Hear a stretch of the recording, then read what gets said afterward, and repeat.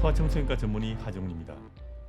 17세 아이가 우한폐렴이라고도 불리는 코로나19로 사망했다는 영남대학 병원의 보도가 나오면서 이제 아이를 키우는 부모들께서도 코로나19에 대해서 더 많은 걱정을 하시는 것 같습니다. 그 환자가 코로나19가 아니라는 질본의 반박 보도가 나오면서 그럼 이제 우리나라 코로나19 검사를 어떻게 믿을 수 있냐고 황당해하는 부모도 있습니다. 하지만 너무 걱정하지 마십시오. 이번에는 아이를 키우는 부모들이 코로나19가 유행하는 지금 어떻게 해야 되는가에 대해서 말씀을 드리겠습니다. 우선 말씀드릴 것은 아이들은 과거 사스나 메르스 때와 마찬가지로 코로나19에 잘 걸리지 않고 걸려도 어른들에 비해서 가볍게 걸리는 경우가 많다는 것은 사실입니다. 하지만 아이들은 코로나19에 걸리지 않는다거나 걸려도 문제가 없다는 말은 사실이 아닙니다. 입원할 정도로 심하게 걸리는 경우가 적고 사망할 정도로 위험한 경우가 거의 없다는 것이지 걸리면 문제가 될 수도 있다는 것이 최근 알려지고 밝혀지고 있습니다. 과거 진단이 잘 붙지 않을 때와는 달리 최근에 밝혀진 바에 따르면 코로나19에 걸린 아이들은 다른 합병증이 생기기 쉽고 아이들도 심각하게 앓는 수가 있을 수 있기 때문에 주의하라고 합니다. 그리고 어른들에 비해 아이들의 경우는 증상이 가벼워서 자신도 모르는 사이에 지역 사회에 코로나19를 전파할 수 있는 포커스가 될 수 있다는 점에도 주의를 해야 됩니다. 코로나19의 증상은 열이 나고 기침하고 숨이 찰 수가 있습니다. 하지만 코로나19는 의료인이 걸려도 스스로 걸린 것을 모를 정도로 아주 가볍게 걸리는 경우도 있고 전혀 무증상인 경우도 있습니다. 그리고 전반적으로 코로나19는 어른들이 걸려도 가볍게 걸리는 사람이 많은 것이 특징입니다. 하지만 의료시설이 열악한 나라나 의료 수요가 갑자기 폭발하게 되면 의료 시스템이 마비되는 경우가 생길 수 있고 그렇게 되면 많은 사람들이 목숨을 잃을 수 있기 때문에 코로나19가 감기처럼 가벼운 병이라는 생각은 아주 잘못된 생각입니다. 청소년들은 걸려도 가볍게 걸린다고 생각하고 안심하는 경향도 있는데 그건 역시 잘못된 생각입니다. 건강하고 아무런 문제가 없는 청소년도 불과 며칠 만에 심하게 앓을 수도 있고요. 사회활동이 많은 20대부터 40대의 경우는 이 병의 전파에 아주 중요한 역할을 할 수 있기 때문에 모두가 주의해야 됩니다. 그 중에서도 특히 주의할 사람들이 있습니다. 나이가 많으신 어른들이 제일 위험합니다. 그리고 심장병이나 당뇨병이나 폐질환이나 면역이 약한 만성질환이 있는 경우도 다른 사람들에 비해서 위험할 수 있기 때문에 특히 주의해야 됩니다. 그럼 요즘처럼 코로나19가 지역사회 감염으로 사망해서 환자가 많이 발생할 때 부모들은 어떻게 해야 하나 이것에 대해서 정리를 해드리겠습니다. 우선 코로나19에 걸리지 않는 방법부터 말씀을 드리겠습니다. 코로나19에 걸리지 않으려면 코로나19와 거리를 두는 것이 제일 중요합니다. 요즘 이걸 사회적 거리두기라고 이야기합니다. 쉽게 이야기하면 꼭 필요한 경우가 아니라면 외출하지 말고 가능하면 집에 있으라는 이야기입니다. 특히 다른 사람들과 밀접하게 만날 수 있는 장소에는 가지 않는 것이 중요합니다. 다시 이야기하면 학교는 쉬는데 학원에 보내는 거 하지 말고 집에서 놀기 심심하다고 친구들과 놀러 가거나 PC방에 가는 거 하지 말라는 이야기입니다. 부모들도 꼭 필요한 경우가 아니라면 외출을 자제하고 외출을 하더라도 가능하면 다른 사람과 거리를 2m 이상 간격을 유지하는 것이 좋습니다. 그게 힘들면 적어도 1m 이상, 가능하면 멀리 있게 서로 거리를 유지하는 것이 좋습니다. 최근에 공기감염에 대한 이야기가 나옵니다.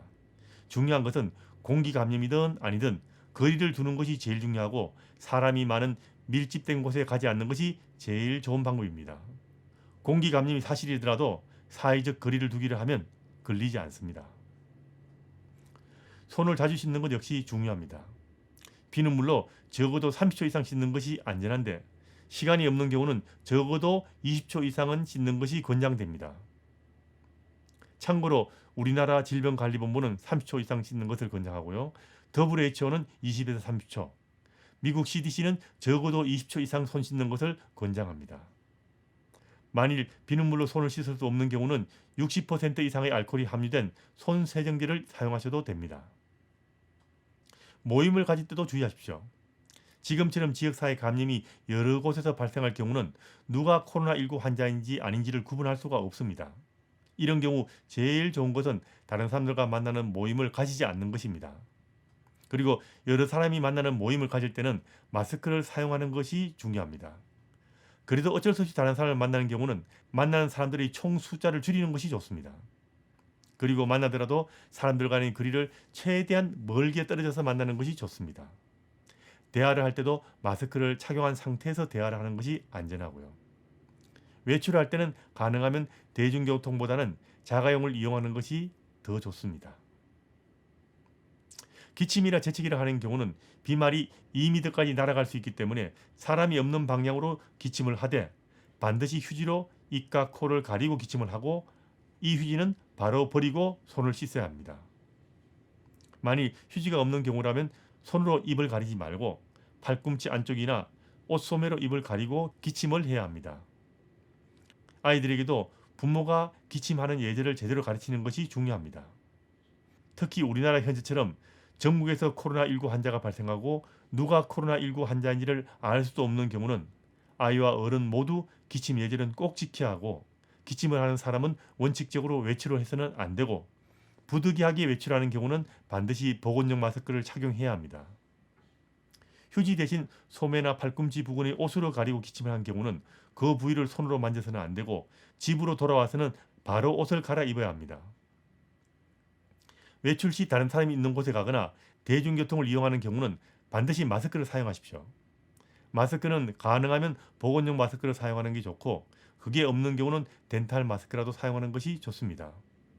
아이들의 경우는 KF94 등급은 숨쉬기 힘들어서도 사용하기 힘들 겁니다. 이렇게 등급이 높은 것을 사용하기 힘든 경우는 그리고 마스크를 구하기 힘든 경우는 어떤 마스크라도 사용하는 것이 사용하지 않는 것보다는 낫습니다. 권장하지는 않습니다. 만일 마스크를 구할 수 없는 경우라면 어떤 거라도 사용하라는 이야기입니다. 아이들에게 마스크 사용할 때는 마스크 사용법을 제대로 가르쳐서 아이가 실수하지 않게 해야 마스크가 제 기능을 할 수 있습니다. 누가 코로나19 환자인지 모르기 때문에 다른 사람을 위해서라도 꼭 마스크를 사용하는 것이 좋습니다. 집에서나 아무도 없는 곳에서나 혼자 탈을 몰고 다닐 때는 마스크를 사용할 필요는 없습니다. 아이들은 씻지 않는 손으로 눈, 코, 입을 포함한 얼굴을 만지지 않게 주의하시고요. 특히 실외에서 손가락을 빨지 않게 가르쳐야 합니다. 아이들의 경우 마스크를 사용하게 되면 얼굴을 적게 만지는 효과도 있습니다. 하지만 마스크를 착용한 후에 얼굴을 더 만지는 아이도 있는데 이 경우는 부모가 마스크 만지지 못하게 교육을 해주셔야 합니다. 아이들이 집 밖에서 활동할 경우에 가능하면 다른 사람이 만진 물건이나 손잡이를 만지지 않게 가르쳐야 하고 다른 사람이 만진 물건을 만진 경우는 손을 씻는 것이 좋습니다. 그리고 다른 사람들과 악수하거나 신체 접촉하는 것은 가능하면 피하는 것이 안전합니다. 집안 청소도 깨끗하게 하고 식탁이나 책상, 손잡이 등 손이 닿는 부위는 청소용품을 사용해서 잘 닦는 것이 좋습니다. 천으로 된 인형 종류는 설명서를 잘 보시고 가능하면 최대한 뜨거운 물로 자주 세탁해서 말리는 것이 좋습니다. 아무리 가벼워 보여도 아픈 사람을 만나지 않는 것이 안전합니다. 그리고 아이가 아플 때나 집안 식구 중에 아픈 사람이 있는 경우는 외출을 하지 않고 집에 있어야 합니다. 특히 지금처럼 코로나19가 유행하고 있는 경우 열이 날 때는 소아청소년과에 가기 전에 미리 1339나 지역보건소에 연락을 해서 어떻게 할 것인가에 대한 상담을 미리 하셔야 됩니다.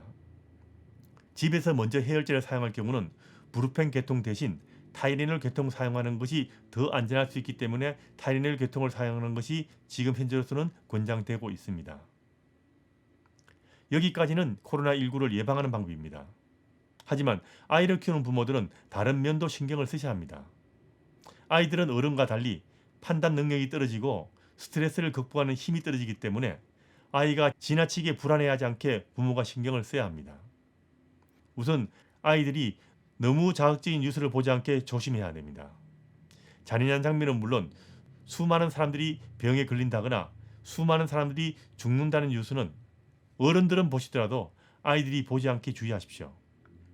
그리고 아이들이 보는 정보를 같이 확인해서 잘못된 정보를 아이가 보고 있다면 바로잡아주는 것이 중요합니다. 하지만 코로나19가 발생하고 있다는 사실을 숨기지는 말아야 합니다. 현실은 현실대로 알려야 되는데 사실을 알리되 부모가 보호해주고 의료진이 열심히 치료해주고 정부가 이 병을 극복할 수 있게 노력하고 있다는 사실은 알려줘서 아이가 안심하게 해줘야 합니다. 특히 아이를 치료해주는 의료진에 대한 신뢰를 무너뜨리지 않게 주의해야 됩니다. 자신을 치료해줄 사람을 믿지 못하게 되면 아이나 어른이나 더 불안해질 수밖에 없습니다.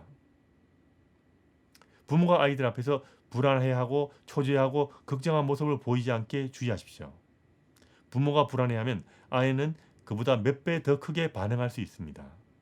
아이들은 불안해도 말로 표현하지 않는 경우가 많은데 불안해하거나 뭔가 초조해하거나 잠을 잘 못 자거나 식욕이 떨어지거나 기분이 우울해질 수도 있는데 이런 경우 부모가 일상을 태연하게 살아가고 부모가 집안의 리더로서 권위 있고 자신 있는 모습을 보여줘서 부모를 믿고 안심하게 해줘야 합니다.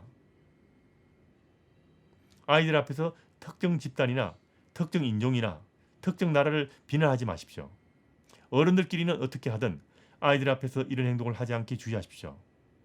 아이들 마음속에 불필요한 정오를 키울 수 있어서 평생 아이들 정서 발달에 문제를 일으킬 수도 있습니다. 그리고 아이들이 스스로 병을 이길 수 있다는 자신감을 가지게 해주시고 극복할 수 있는 행동을 가르쳐 주십시오.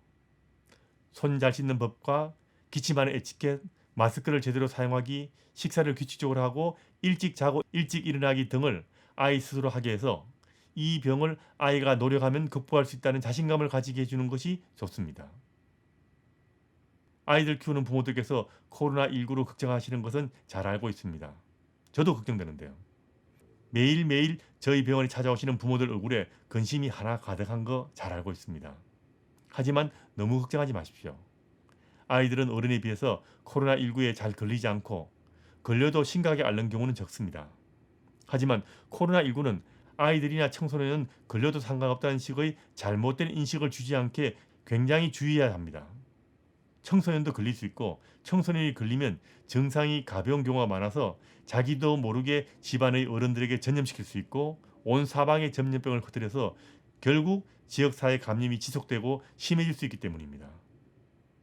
그리고 예방접종에 대해서 궁금해하시는 분들이 있습니다.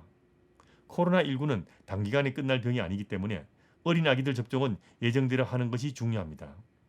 미리 가까운 동네 소아청소년과에 연락해서 사람이 적은 시간을 확인해서 가는 것이 좋을 겁니다. 지금은 전국이 다 코로나19 환자가 발생하고 있기 때문에 발생 환자가 없는 곳을 찾기보다는 내원하는 사람의 수가 적은 작은 병원을 찾는 것이 더 나을 수 있습니다. 4, 6세 접종은 1년 정도 연기할 여유가 있다면 연기해서 접종하는 것도 고려하시고요. 11, 12세 TDAP와 일본 내염도 1년 정도 연기할 기한이 남아있다면 연기하는 것도 소아청소년과와 상의하는 것이 좋을 겁니다. 병에 걸린 아이는 병원에 가야 합니다.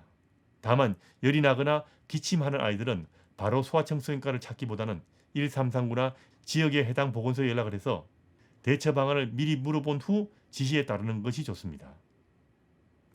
호흡기 질환이 아닌 다른 질병에 걸린 경우는 가능하면 사람이 적은 시간을 택해서 방문하시고 병원에서는 반드시 마스크 사용하는 것이 안전하다는 것 꼭 알아두시기 바랍니다.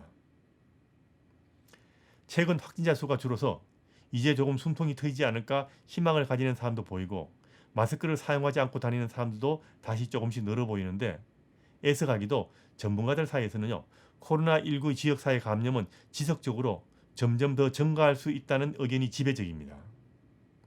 코로나19가 2달 동안 지속되면서 벌써 무뎌지거나 걸리고 말지라고 자포자기하는 사람도 있는데 전염병은 나 혼자 걸리는 걸로 끝나는 것이 아니고요.